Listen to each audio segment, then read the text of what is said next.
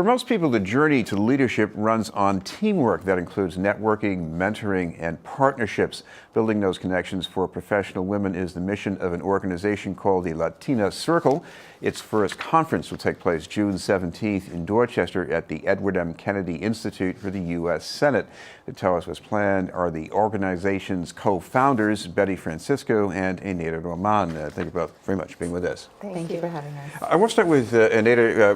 What got you and Betty started on this? Sure. So Betty and I are both lawyers.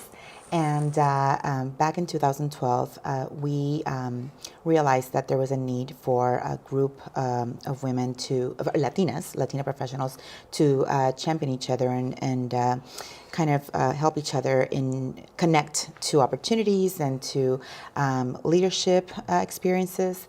And so we decided to found the Latina Circle, which is actually inspired by a study that was issued by the Hispanic National Bar Association.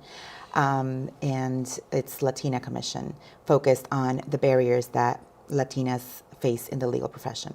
And so we were both lawyers, but we decided to also incorporate non-lawyers into the group to make sure that we supported Latinas of different professional backgrounds.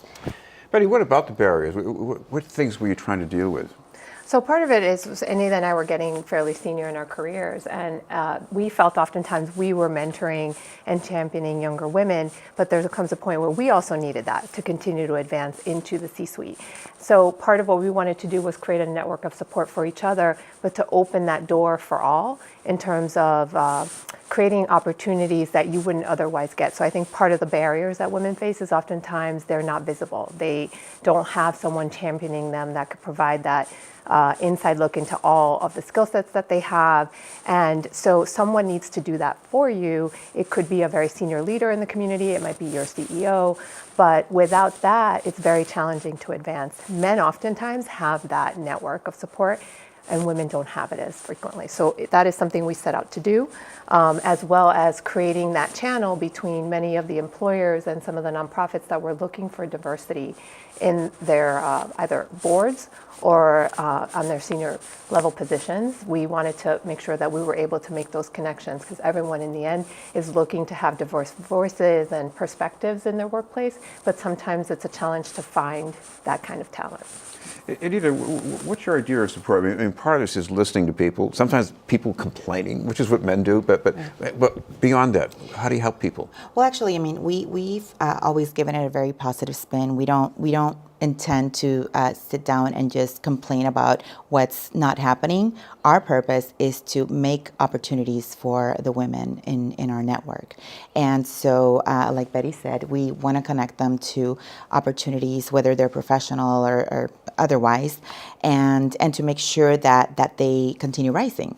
And so one of the key things in our network is that we always make sure to always bring younger women, because the way that we phrased it in the beginning was, you're a woman on the go, bring a woman on the rise. So that there would always be that mentoring component to continue championing women from a young age and for us to learn from each other. So part of our concept has always been to have breakfasts, and they're called cafecitos because cafecito in Spanish, it's little coffee, and so it's very cultural and very in the sense that people identify with it, and they feel that it's an intimate setting where they can come and hear the story of a woman who has succeeded, who has gotten to a high level, and be inspired by that woman and make the connections with other women, so that, like Betty said, we can continue just championing each other.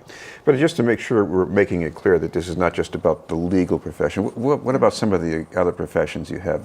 So we're broad. We include all professions and all perspectives and all levels. So we have leaders in the nonprofit sector, in the medical health, financial services, banking, and really is broad. We knew as lawyers, I mean, I'm a business lawyer, so in the end, you can't network only with lawyers. Your goal is to develop relationships with the business community. So we had a very broad network to begin with.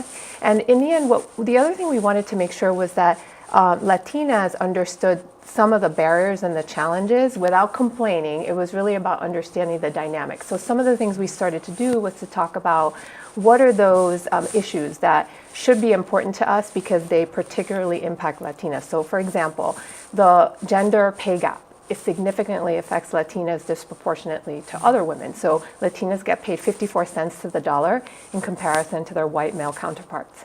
And that is at the lowest level. So a white woman might be 73 cents to the dollar. African Americans are a little bit below that, but we're at the bottom of the barrel. So part of what we started doing was partnering with the city of Boston. They provide now these AAUW salary negotiation trainings, and they're really geared to empower women to understand what is your worth, how do you negotiate, and as a result, many of the women didn't even know that they weren't negotiating, right? So that opened and sparked this aha moment where they said, wow, I could really start to change things for my family because I can negotiate more and I can start to build that wealth that is so important for many of our communities.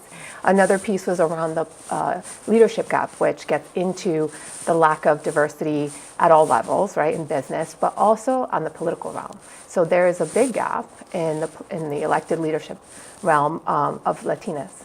So there's definitely a gap for women, but there's so few Latinas that are elected leaders. So our voices aren't being heard. Eneida, it occurs to me too that with the growing Latino population, there's got to be this untapped potential for what both of you have to offer in professions and many other people like you. Right. No, and especially in Boston. I mean, Boston has 20% Latino population, and other cities outside of the greater Boston area also have very high percentages of Latinos. And you know, we want to make sure that this is the future of the city and of the state, right? We want to make sure that they're represented in every echelon of society, whether it's entry level, mid level, and senior level positions. And so having these resources at the tip of their fingers is very powerful because they see that there's role models that they can follow, and they get advice from different people that will help them succeed in life. This is BNN News. We're talking with Betty Francisco and Eneida Roman from the Latina Circle.